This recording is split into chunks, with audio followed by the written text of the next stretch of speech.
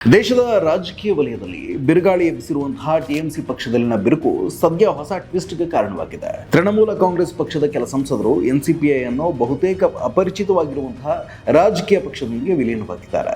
ದೇಶದ ಬಹುಪಾಲು ಜನರು ಈ ಪಕ್ಷದ ಹೆಸರನ್ನೇ ಮೊದಲ ಬಾರಿಗೆ ಕೇಳ್ತಾ ಇರುವಂತಹ ಸಂದರ್ಭದಲ್ಲಿ ಯಾವುದು ಈ ಎನ್ಸಿಪಿಐ, ಇದರ ಹಿನ್ನೆಲೆ ಏನು ಮತ್ತು ಇದರ ಹಿಂದೆ ಬಿಜೆಪಿಯ ರಾಜಕೀಯ ಕುತಂತ್ರ ಅಡಗಿದೆಯಾ ಅನ್ನುವಂತಹ ಪ್ರಶ್ನೆಗಳು ಕೂಡ ಸಹಜವಾಗಿಯೇ ಮೂಡ್ತಾ ಇದ್ದಾವೆ. Nationalist citizens party of India ಅನ್ನೋದು ರಾಷ್ಟ್ರೀಯ ಮಟ್ಟದಲ್ಲಿ ಯಾವುದೇ ಗಮನಾರ್ಹ ಜನಬೆಂಬಲ ಅಥವಾ ರಾಜಕೀಯ ಪ್ರಭಾವ ಹೊಂದಿರದ ಒಂದು ಸಣ್ಣ ಪಕ್ಷ. ಮುಖ್ಯವಾಗಿ ಈಶಾನ್ಯ ಭಾರತದ ಕೆಲವು ರಾಜ್ಯಗಳಲ್ಲಷ್ಟೇ ತನ್ನ ಅಸ್ತಿತ್ವವನ್ನು ಉಳಿಸಿಕೊಂಡಿದೆ. ತ್ರಿಪುರಾ ವಿಧಾನಸಭಾ ಚುನಾವಣೆಯಲ್ಲಿ ಸ್ಪರ್ಧಿಸಿದ್ರು ಕೂಡ ಅದು ಗಮನಾರ್ಹ ಸಾಧನೆಯನ್ನೇ ಮಾಡಿಲ್ಲ.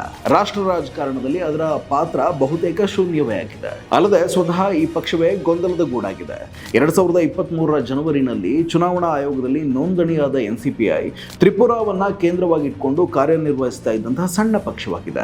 ಶಾಂತನು ದೇ ಅವರನ್ನ ಪಕ್ಷದ ಸಂಸ್ಥಾಪಕ ಹಾಗೂ ರಾಷ್ಟ್ರೀಯ ಸಂಘಟನಾ ಕಾರ್ಯದರ್ಶಿ ಅಂತ ಕೆಲ ವರದಿಗಳು ಉಲ್ಲೇಖಿಸಿದ್ರೆ, ಪಕ್ಷದ ಮಾಜಿ ಅಧ್ಯಕ್ಷೆ ಶೆವ್ಲಿ ಕುಂಡು ತಾವೇ ಸಂಸ್ಥಾಪಕ ಅಧ್ಯಕ್ಷೆ ಅಂತ ಹೇಳಿರೋದು ಈ ಪಕ್ಷದ ನಾಯಕತ್ವದ ಸುತ್ತ ಇರುವಂತಹ ಗೊಂದಲವನ್ನ ತೋರಿಸುತ್ತೆ. ಆದ್ರೆ ಸದ್ಯ ಇದೇ ಪಕ್ಷದ ಹೆಸರು ದೇಶದ ಪ್ರಮುಖ ಸುದ್ದಿಯಾಗಿ ಹೊರಹೊಮ್ಮಿರೋದು ಕೇವಲ ಕಾಕತಾಳೀಯವೇನಲ್ಲ ಅನ್ನುವಂತಹ ಅನುಮಾನಗಳು ಹುಟ್ಕೊಂಡಿದ್ದಾವೆ. ದೊಡ್ಡ ಪಕ್ಷವೊಂದರ ಕೆಲವು ಸಂಸದರು ಅತಿ ಸಣ್ಣ ಪಕ್ಷವೊಂದರ ಜೊತೆಗೆ ವಿಲೀನವಾಗ್ತಿರುವಂತಹ ಈ ಸುದ್ದಿ ದೇಶದ ಜನರನ್ನ ಹುಬ್ಬೇರಿಸುವಂತೆ ಮಾಡಿದೆ. ಇದು ಸಹಜವಾಗಿಯೇ ಬಿಜೆಪಿಯತ್ತ ಸಂಶಯದಿಂದ ನೋಡೋ ಹಾಗೆ ಮಾಡಿದೆ. ಕಾಂಗ್ರೆಸ್ನ ಹಿರಿಯ ನಾಯಕ ಹಾಗೂ ಮಾಜಿ ಸಂಸದ ಅಧೀರ್ ರಂಜನ್ ಚೌಧರಿ ಅವರ ಅಭಿಪ್ರಾಯದ ಪ್ರಕಾರ ಬಿಜೆಪಿಯ ತಕ್ಷಣದ ಆಸಕ್ತಿ ಪಶ್ಚಿಮ ಬಂಗಾಳದಲ್ಲಿ ಸಂಘಟನಾತ್ಮಕ ವಿಸ್ತರಣೆಗಿಂತಲೂ ಸಂಸತ್ತಿನ ಸಂಖ್ಯಾಬಲದಲ್ಲಿದೆ. ಬಿಜೆಪಿಗೆ ಈಗ ಬೇಕಾಗಿರೋದು ಸಂಸತ್ತಿನಲ್ಲಿ ಹೆಚ್ಚುವರಿ ಬೆಂಬಲ.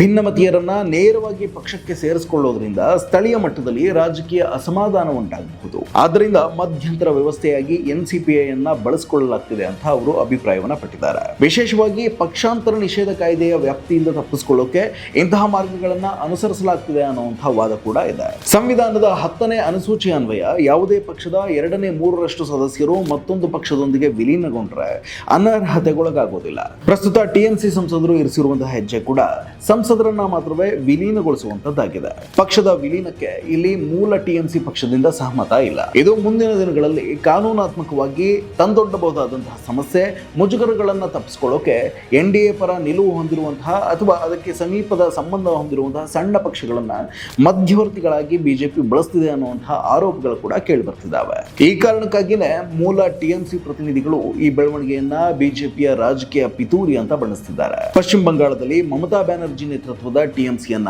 ದುರ್ಬಲಗೊಳಿಸುವಂತಹ ಪ್ರಯತ್ನವನ್ನ ಬಿಜೆಪಿ ಹಲವು ವರ್ಷಗಳಿಂದ ನಡೆಸ್ತಾನೆ ಬರ್ತಿದೆ ಅನ್ನುವಂತಹ ಆರೋಪಗಳು ಹೊಸದೇನಲ್ಲ. ಚುನಾವಣೆಗಳಲ್ಲಿ ನೇರವಾಗಿ ಗೆಲ್ಲೋಕ್ ಸಾಧ್ಯವಾಗದೇ ಇರುವಂತಹ ಸಂದರ್ಭಗಳಲ್ಲಿ ಎದುರಾಳಿ ಪಕ್ಷದೊಳಗಿನ ಭಿನ್ನಾಭಿಪ್ರಾಯಗಳನ್ನ ಬಳಸಿಕೊಂಡು ಬಿರುಕು ಮೂಡಿಸುವಂತಹ ರಾಜಕೀಯ ಪ್ರಯತ್ನಗಳು ಬಿಜೆಪಿಗೆ ಹೊಸದೇನೂ ಅಲ್ಲ ಅಂತ ವಿರೋಧ ಪಕ್ಷಗಳು ಆಪಾದಿಸ್ತಾ ಇದ್ದಾವೆ. ಕರ್ನಾಟಕ, ಮಹಾರಾಷ್ಟ್ರ, ಮಧ್ಯಪ್ರದೇಶ ಸೇರಿದಂತೆ ಹಲವು ರಾಜ್ಯಗಳ ರಾಜಕೀಯ ಬೆಳವಣಿಗೆಗಳನ್ನ ಉಲ್ಲೇಖಿಸಿ ಇದೇ ಮಾದರಿಯ ರಾಜಕೀಯ ಈಗ ಪಶ್ಚಿಮ ಬಂಗಾಳದಲ್ಲೂ ಮರುಕಳಿಸ್ತಾ ಇದೆ ಅನ್ನುವಂತಹ ಟೀಕೆಗಳನ್ನ ಮಾಡ್ತಾ ಇದ್ದಾರೆ. ಆದ್ರೆ ಈ ಆರೋಪಗಳನ್ನ ಬಿಜೆಪಿ ನಿರಾಕರಿಸ್ತಾ ಇದೆ. ಯಾವುದೇ ಜನಪ್ರತಿನಿಧಿಗೆ ತನ್ನ ರಾಜಕೀಯ ಭವಿಷ್ಯವನ್ನ ನಿರ್ಧರಿಸುವಂತಹ ಹಕ್ಕಿದೆ ಮತ್ತು ಅದನ್ನ ಬಿಜೆಪಿ ಪ್ರಾಯೋಜಿತ ಕಾರ್ಯಕ್ರಮ ಅಂತ ಕರೆಯೋದು ರಾಜಕೀಯ ಅಪಪ್ರಚಾರದ ಭಾಗ ಅಂತ ಅದು ಸಮರ್ಥಿಸಿಕೊಳ್ತಾ ಇದೆ. ಟಿಎಂಸಿ ಒಳಗಿನ ಅಸಮಾಧಾನ, ನಾಯಕತ್ವದ ಮೇಲಿನ ಅಸಹನೆ ಹಾಗೂ ಸ್ಥಳೀಯ ಮಟ್ಟದ ರಾಜಕೀಯ ಭಿನ್ನಾಭಿಪ್ರಾಯಗಳೇ ಈ ಬೆಳವಣಿಗೆಗೆ ಕಾರಣ ಅನ್ನೋದು ಬಿಜೆಪಿಯ ವಾದ. ಆದರೂ ಮತದಾರರ ದೃಷ್ಟಿಯಿಂದ ಈ ಬೆಳವಣಿಗೆ ಹಲವು ಪ್ರಶ್ನೆಗಳನ್ನ ಹುಟ್ಟುಹಾಕುತ್ತೆ.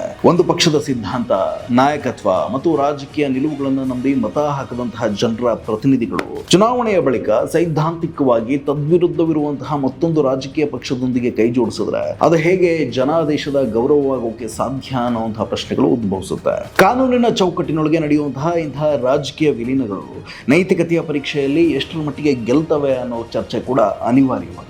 ಎನ್ಸಿಪಿಐ ಎಂಬ ಹೆಸರೇ ಜನಸಾಮಾನ್ಯರಿಗೆ ಅಪರಿಚಿತವಾಗಿದ್ರೂ ಅದರ ಮೂಲಕ ನಡೆದಿರುವಂತಹ ಈ ರಾಜಕೀಯ ಬೆಳವಣಿಗೆ ಭಾರತೀಯ ರಾಜಕೀಯದ ಒಂದು ದೊಡ್ಡ ವಾಸ್ತವವನ್ನ ಮತ್ತೆ ನೆನಪಿಸಿದೆ. ಚುನಾವಣೆಗಳಲ್ಲಿ ಜನ ನೀಡುವಂತಹ ಜನಾದೇಶ ಮತ್ತು ಅಧಿಕಾರ ರಾಜಕಾರಣದ ಲೆಕ್ಕಾಚಾರಗಳು ಯಾವಾಗಲೂ ಸರಳ ರೇಖಾತ್ಮಕವಾಗಿರುವುದಿಲ್ಲ.